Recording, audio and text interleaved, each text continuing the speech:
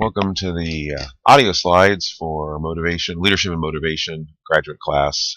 So we're picking up on the attendance model and basically just again going through how attitudes actually result in behavior. So again, we have the initial idea that organizational attitudes, job satisfaction, organizational commitment, and pretty much any attitude is assumed by most people to be directly tied to actual behaviors. And in organizations, those are pro-behaviors that we're looking for organizational goals, such as employee attendance, performance, and also less likely to withdraw. But the attendance model of Steers and Rose 1978 is a really good model to kind of illustrate the problem with assuming that attitudes always directly result in direct behaviors. So again, we take a look at this model and we see that organizational commitment, which is related to attendance, also goes through a process of, again, kind of thinking of the theory of planned behavior. And again, remember the theory of planned behavior says that it's attitudes, norms, and also to some degree efficacy that all result in basically an intention to behave, which then results in a behavior. So likewise, organizational commitment is related to an intention, attendance motivation. And you can have very low organizational commitment, but if there's pressures to attend, so economic market conditions, basically the person can't afford to lose their job, there's an incentive reward system. So it's a reward system that the person finds valuable that rewards attendance. The norm. So again, someone could hate the organization, but like the people they work with. And the norms are that you attend and they don't want to let those people down. And finally, it can also just be personal work ethics. So all of those could additionally result in attendance motivation or an actual intent for the behavior. So they can also stop organizational commitment. So someone that is highly committed to an organization, but really the economy and the market conditions also mean that the person could easily work anywhere else. There's really no incentive or reward for attendance, and in fact, possibly there's actually an incentive not to attend. That the norms of the group are to regularly miss attendance, and that the actual person's personal work ethics are not necessarily in line with regular attendance. So again, in that case, organizational commitment would be a poor predictor. But the combination, organizational commitment and attitude, and the attendance motivation pressures, which are situational, economic, incentives, norms, and personal ethics to some degree, result in a combination of that attitude plus that intention. Once the intention is there, we're still not to the behavior. So then we have to ask the ability to attend. So you can have every intention in the world and every attitude towards attendance, but if your car breaks down and there is no other opportunity, if you have to make a tough choice between your commitment to your organization but your commitment to your family, whether you're so sick that you can't get out of bed, all of those, so that ability, the physical, actual capacity to do the behavior is the final kind of stumbling block that finally leads to the behavior, in this case, employee attendance. So the model is really good for letting us also know what we need to do to increase any positive behavior we're in to see in the workplace. We do want to consider how do we increase the person's attitudes, but we also want to make sure that we're picking people, personal work ethics, that is likely to be doing that behavior anyway. We want to make sure that we're establishing norms that encourage that behavior, and we're wanting to also make sure that the situation itself, the work conditions, the reward systems also all make that behavior more likely. Then we want to make sure that we're doing everything we can to remove any barriers to that behavior. So consequences of poor organizational attitudes, and again, specifically walking through organizational commitment. Generally speaking, when we talk about turnover models, so not necessarily attendance, and most of these models will work with most behaviors that we're trying to predict in the workplace. But Hom and Griffin basically suggest that there is two paths to turnover, quitting an organization. There's a direct path, job satisfaction, an attitude, results to an intention, thoughts of quitting, which results in a behavior, quitting. Hom and Griffin also suggest, however, that it is more common to actually find a more see, I even mess up pronunciations when I'm doing audio lectures. A more circular route to this, and that is that job satisfaction results to the possible creation of an attitude about quitting. So there's not even a direct, the job satisfaction itself is not the attitude. That's an attitude that leads to a secondary attitude, our attitude towards quitting. If our attitude towards quitting starts to become positive, we're thinking about quitting a lot, it's going to create an actual cognitive process of looking for job search. So basically, is there other work we could do? Now, this model also assumes that the job search includes just jobs, but it can also be the decision that maybe not working is better than working. There's kind of an assumption in this model that everyone is needing to continue working, so that if you're going to quit a job, typically what you'd be looking for is a different job. But within that same arrow between attitudes towards job search can also be the decision that the job you currently have is worse than not working at all. Once you've found your alternatives, you then compare them. You compare your current job to not working to potential other jobs you could have. And based on that comparison, that's where we decide if we're quitting or staying.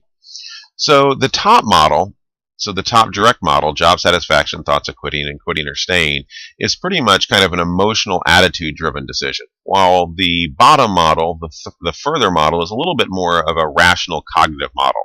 The job satisfaction results in us deciding whether or not we are positive to the idea of quitting or negative.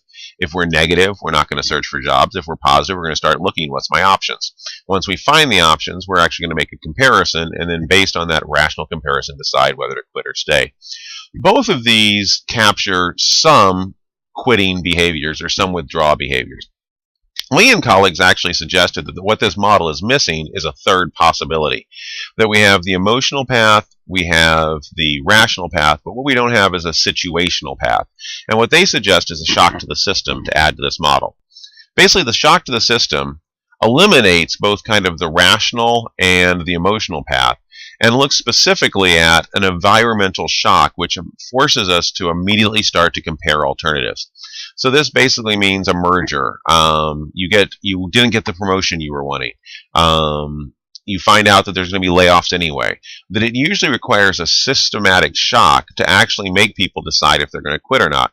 And this is really an important part of the model because this also, again, what we're looking at is ways to look at the workforce to be able to make better decisions. And if we're simply saying, well, turnover is only caused by an emotional response, attitudes, or turnover is only caused through a rational cognitive process of comparing alternatives, there's definitely a lot of people that you would sit, well, they hate their job, they have other opportunities, why are they still here? And that's because a lot of times people are not that fond of change. Shocks to the system make them recognize that a change is coming and forces them to react. So all three of these are supported by actual behaviors that we can watch in the workplace. And all three have to be kind of monitored if you're wanting to reduce the possibility of turnover. So if you're wanting to reduce turnover, you need to make sure people are highly satisfied. That's going to be making it much less likely they're going to take the emotional path. You also need to make sure that the job that you're offering, the pay, it is equitable to similar jobs. So doing benchmarking, making sure that you're paying a living wage and that you're paying a competitive wage to other organizations. Because otherwise, if someone does start to become dissatisfied, if they see that the alternatives are better, you're going to lose them. And finally, as much as possible, can you make sure that shocks to the system do not result in people quitting? In other words, how do you mitigate the damage of a major environmental shakeup in an organization if you're wanting to reduce the likelihood of turnover? We're now going to briefly go over emotions in the workplace, and again, specifically thinking about motivation. So motivation, again, broadly, is this driving force that results from attitudes, resulting to intention, resulting to action. So whenever we're talking about motivation, we're talking about what affects our behaviors in the workplace, and again, usually pro-organizational behaviors. And emotion definitely can have an impact on motivation as well. So emotional regulation is the ways in which individuals monitor their own emotions, including amplification, basically faking, exaggerating pleasant emotions, and suppression, hiding displays of felt emotions such as anger and jealousy. Generally speaking, amplification, so requiring people to be happy in their job, does have a mild correlation with job satisfaction in a positive way. We kind of talked about when we were talking about emotions earlier, the facial feedback hypothesis, this idea that if you're smiling, you actually will increase your emotional state, your mood, if you will, as there is this feedback system between the brain having emotions and those resulting in behavioral physical manifestations, crying, looking sad, being glum, but also our physical state, appearing happy, appearing smiling, constantly laughing also elevates our mental state. Suppression most likely leads to job dissatisfaction. So if we're feeling negative emotions but not being allowed to express them. So basically amplification is, think of it as you're in a neutral state and you're faking pleasant emotions. Suppression is you're feeling negative emotions and you're faking a neutral state. Again, mild correlations with job dissatisfaction. However, both of these require what's referred to as emotional labor. So the effort to amplify or suppress is a cognitive one. And cognitive effort does drain us. It makes us tired. It takes effort. It takes mental effort. So emotional labor is the effort, planning, and control required by employees to express organizationally desired emotions during interpersonal interactions, whether it's amplification or suppressing. Customer service is usually jobs that have this the most. And again, what we find is that the more emotional labor a job requires, the harder it is for the person to basically devote cognitive resources to other things such as motivation towards performance or other outward behaviors. So emotions in the workplace also, we talk about emotional dissonance when employees' true feelings are different from the emotions they project in the job. And again, this dissonance is, again, either one, either amplification or suppression, results in emotional dissonance. It is related to higher levels of stress, so we find people's stress increase, and as stress goes up, motivation goes down. And also it does often lead, if there's maintained stress and strain caused by emotional dissonance, to burnout, which basically is a intention towards much greater withdrawal behaviors. It's a part of the importance of person to job organization fit. So finding people that actually will enjoy and project the emotions required in the job is an important part of selection, and it's one of the reasons that emotions and emotional intelligence is starting to be used, especially in certain jobs, as a predictor. So just definitionally, stress and strain. Stress is any force that pushes a psychological function or physical function beyond its range of stability. So again, anytime we are required psychologically or physically to go beyond our comfort zone, and each person has their own comfort zone. Some people like some people prefer what many people would consider a very stressful environment, and that's their norm. They're comfortable in that. They want chaos. They enjoy it. Now, they might not claim it, but that is their comfort zone. And in fact, they experience stress when things are too calm. So it's not that stress is measurable for everyone at a certain level of psychological function. It is outside of the normal range of stability for that individual. So the more often we experience stress, we start to talk about strain. Stress is a state. So I can be very stressed because I have a paper due today. But once that paper is either due or I fail to meet that due date, the stress may go down. So think of stress as a state. Strain is an actual more possible, not kind of think of it as a mood or a trait. Strain builds up over time. The more stress we have, the more likely we are to be considered to be strained. And strain is an undesirable personal outcome resulting from the combined stressful experiences of various life domains. And strain often will then lead to such things as burnout. So our general stress model is, again, there is sources of stress, there is stress itself, there's ways to handle stress, and then if it isn't handled, there's strain. And again, this is a good model just to kind of walk through as far as, again, where can we as organizational psychologists impact this process, reduce the effects of stress, and therefore also impact positive motivation. So sources of stress include intrinsic work factors. Certain jobs are more stressful. And again, we can ask, can we redesign jobs to make them less stressful? Role variables. So basically, again, the roles and how well roles are defined. Generally speaking, the more clearly someone understands their job and their role in an organization, understands who they're reporting to, who reports to them, and understands what is expected of them day to day, week to week in their job, the less stress there is. It's usually less stable, harder to describe, or more variable jobs that result in more stress. Interpersonal relationships, positive interpersonal relationships tend to decrease stress. Negative ones or contentious ones tend to decrease stress, and also career development to a degree. So not only is there advancement opportunities, are people basically feeling as if they're in a career that is developing, but also the potential of too much career development can also result in stress. So all of these sources then result in an individual's level of organizational stress, again based on how these sources are exceeding the comfort zone of the person. Now, once stress exists, it does not have to become strain. There's many ways to reduce stress. Coping strategies include emotional focused and problem focused. Problem focused basically means providing the tools and the resources for the person to handle the sources of stress in order to reduce it. So again, this can often be task focused. This can be involved with job redesign. This can be involved with mediations between interpersonal relationships that have gone sour. And it can also be set up by organizations designing jobs where the roles are very clearly defined. The intrinsic work factors are designed to be less stressful, or if stressful, make sure there's support to make sure that person can handle that stress, and also provide clear identification of career development. Emotionally focused coping strategies is basically when stress cannot be removed. So you have a job that innately is stressful. In other words, it can't really exist without being stressful. Think of a police officer or an ER nurse. At that point, do you have the resources available, whether through work or through family, to basically reframe and release that stress before it becomes strain? If you have coping strategies and they are successful, then stress is a normal part of organizational life and can be handled. If the stress becomes more than the coping strategies can allow, that's when we start to see stress build up into strain, which can include job-related strain, which affects motivation and performance, emotionally related strain, which, if left untreated long enough, can lead to burnout and basically someone no longer wanting to do the job, and also has physiological effects. People that are experiencing strain often it is correlated with various health outcomes negative.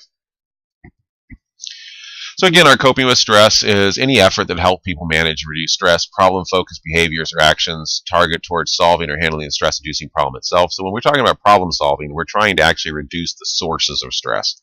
Emotionally focused is recognizing those sources may not be handled, but allowing the person through thought-related strategies, through emotional strategies, to minimize those effects of stress-inducing events. Effectiveness of coping depends on the coping method, the stressor, and one's view of self. So again, parts of determining will someone be successful dealing with stress involves what is the stressor, so what's the source, what coping strategy they're using, is it appropriate for that stressor, and finally, to some degree, the person's emotional intelligence and also self-efficacy in dealing with stress. So again, someone who views themselves as someone that cannot handle stress well is going to be far worse affected by a stressful event than someone that views themselves as someone that is very capable of coping with stress. And in all cases, social support, both at work, for management, and from outside of work, family, can also increase someone's ability to handle stressful events. We're going to wrap up on workplace violence. So emotions in the workplace, definitely, as far as negative outcomes, can reduce motivation, can result in withdrawal behaviors, can result in turnover. But another area that can be the result of emotions in the workplace can definitely be workplace violence. Homicide is one of the leading causes of death amongst American employees. Retail sales workers are the most frequently assaulted and threatened, and generally speaking, any occupation that involves working with the public directly. So people that work with other people hired by the same organization. So if all of your interactions are basically within the organization, your likelihood to be the victim of workplace violence is much less than if you are in an organization where your job involves working with people that are not a part of that organization. In 1993, more than 2 million workers self-reported being victims of physical attack. 6 million have been threatened. 16 million have been harassed. These numbers have been slowly going down. Actually, generally speaking, violent crime has been slowly reducing in this country in the last 20 years. However, it is still a major problem in the workplace. And there is a strong relationship between job stress and workplace violence. The more stress, the more strain, and especially burnout is fairly highly correlated with also bursts of workplace violence. Now, note in the 1993 study that what we were talking about was physical attacks, threatening, and also being harassed. So generally speaking, in psychology, when we talk about violence, we're talking about a pretty large range of behaviors. Everything from being rude, ignoring someone in a way that makes them feel bad, all the way up to physical attacks and death. Generally speaking, risk factors for being assaulted at work: having contact with the public, so again, working with people that aren't actually part of the organization, being involved directly in the exchange of money between people, delivering passengers' goods and services. So basically, if your job takes you outside of the workplace and brings you into non-workplace settings, having a mobile workplace, taxi cab, police cruiser, working with unstable people in healthcare, social services, criminal justice setting, and also working alone or in smaller numbers. So you can kind of backtrack this and go that the safer places to work is when you're interacting only with other people in the organization. You're not directly involved in the exchange of money. You're not actually leaving the organization. You work within the organization. You are working with people that are relatively stable, and you're in a large working environment. Those are places that are very likely to experience workplace violence. So interest in the topic has increased since Patrick Sherrill killed 14 of his co-workers at Edmond, Oklahoma post office, coining the term going postal. But however, most violence at work is initiated by organizational outsiders rather than insiders. So though we think of workplace violence as primarily kind of the going postal, a disgruntled employee attacking other employees, usually as a result of a dismissal or a quitting because of burnout, when we actually look at workplace violence, again, the vast majority of it is actually occurring, again, as that last slide suggested, with non-employees and people that are not involved with the organization, that are having interactions directly with employees of the organizations, often away from the organizations, in small groups, involving money. In other words, customer interactions.